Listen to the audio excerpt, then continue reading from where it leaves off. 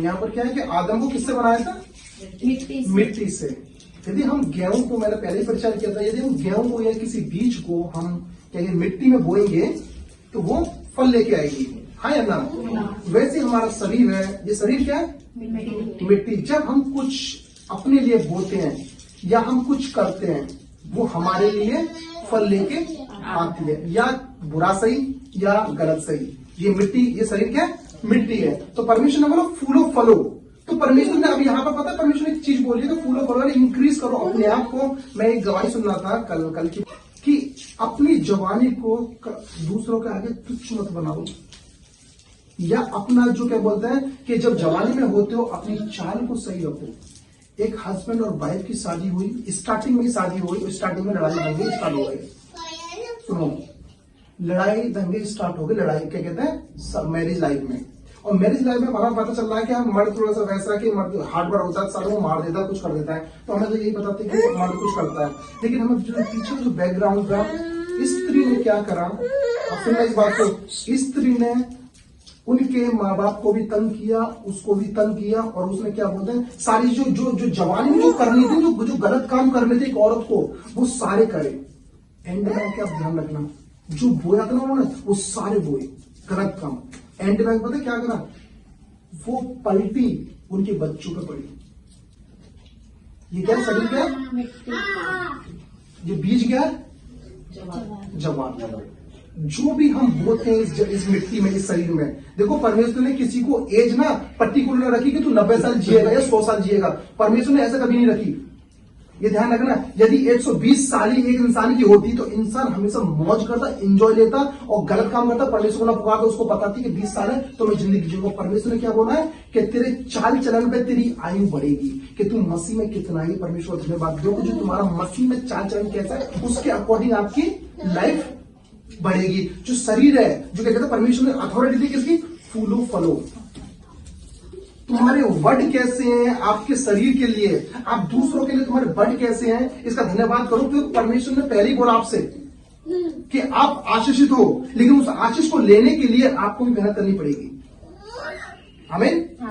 मैं यहाँ पर आया, प्रचार कर दिया, पास्टर जी आए, प्रचार कर दिया, लेकिन रिसीव करना और आपको मन में लेना ये आपके ऊपर है। तो ऐसा थोड़ी नहीं है कि मैं आपके मन में जाके घुस के, या पास्टर जी आपके मन में घुस के जाके उस मन को क्या कहते हैं, जो कामनाएं चलती हैं उसको हम बदल दें। ऐसा नहीं, इंसान खुद बदलता है। परमेश्वर ने अथॉरिटी आपको दी है, हमें सिर्फ प्रचारक बनाया कि प्रचार सुना जाने के बाद, और प्रचार बोलता है, वचन कहता है कि तुम फूलो फलो। क्यों अपनी जवानी को तुच्छ समझ रहे हो किसी के आगे? लोग पता क्या करते हैं, आज यूथ को लोग तुच्छ क्यों समझते हैं?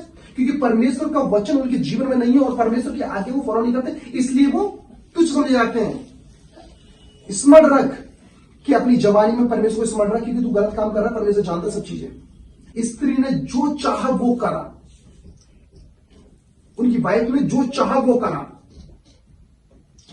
मैं तो ये भी सुना था कि ससुर को हाथ भी छोड़ने को आ गई थी, वो जो चाहा वो करा। एंड में आके देखा, हम 3 ही बैठे थे, एंड में आके देखा सब डिस्ट्रॉय। कहता है ना, एक एज होती है, एक एज में हमें सब कुछ अच्छा लगता है, लेकिन आता है, और किस पर पड़ी थी वो?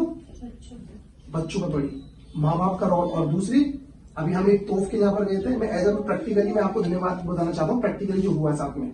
अभी हम गए थे तो पाया साहब ने बोला ये बड़ा तोफ है। अब मैं बोला ये तोफ कैसे बनी है? तो बाद में पता चला कि इसकी माँ बाप ने ना प्रार्थना करना नहीं छोड़ा अपने बच्चों को, कभी मुंह से अपशब्द नहीं निकाले। इसलिए दाऊद को जो सपना था सुलेमान ने पूरा किया। दाऊद ने पूरी प्रार्थना सुलेमान के लिए करी। एक माँ बाप का रोल और एक स्त्री का रोल बच्चों के जीवन में बहुत होता है, मतलब स्त्री का ही नहीं, हस्बैंड और वाइफ का बहुत जरूरी होता है बाइबल। ऐसा ना हो कि परमेश्वर का क्रोध उस पर बढ़ जाए। जो वचन दिया फूलो फलो, फूलो फलने की जगह पे नेगेटिव भी हो सकता है, और हुआ मैंने देखा है। हालेलुया। तो परमेश्वर धन्यवाद करो कि आपको वो अधिकार, वो सारी चीजें, वो ब्लेसिंग्स आपको दी है। हालेलुया। ये मट्टी, शरीर क्या है? मट्टी। जवान क्या है? बीज। जो आप बोओगे इस शरीर में, वही आप काटोगे। आप नहीं काटोगे, आपकी जिंदगी आपको ऐसे लगेगी, लेकिन आपके बच्चे काटना स्टार्ट कर देंगे। एक बार दोबारा पढ़ता हूं इसको। परमेश्वर ने उनको आशीष दी, एक आदम और हव्वा को आशीष दी, जो कि हमारे अंदर लगी आ रही है। वो आशीष कब दी है? पाप करने से पहले, ठीक है। और फूलो फलो, परमेश्वर ने वो चीज दी कि तुम फूलो और फलो, तुम जो भी काम करो तुम सफल हो। इससे बड़ा धन्यवाद का क्या विषय है कि तुम क्या कहते हो, जो काम करो वो सफल हो। आप नहीं समझ रहे, तुम्हारे बच्चे फूले पड़ रहे हैं, इससे धन्यवाद का क्या विषय है। अब जीवित तो उसमें क्या कहते हैं, बहुत लोग देखे एक्शन से खत्म हो जाते हैं। हॉस्पिटल में जाओ तुम देखो कैसा है, परमेश्वर फूलो फलो, तुम फल लेके आओ। धन्यवाद हो परमेश्वर का, जो अथॉरिटी, जो पावर जो आपको दी है परमेश्वर। हमें समझा ना। दोबारा चलते हैं। शरीर क्या है, मिट्टी, जवान क्या है, बीज।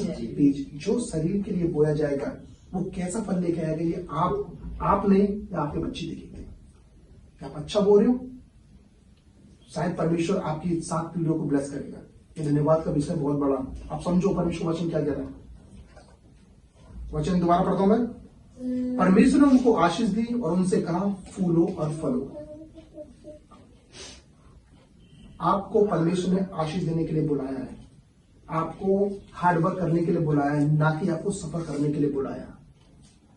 ये परमेश्वर का धन्यवाद है, विशेष करी कि आपको सफर करने के लिए नहीं, आपको आशीष देने के लिए और आपको फूलों फलने के लिए आपको बुलाया है। आमीन। आमीन। छोटी सी प्रार्थना करते हैं।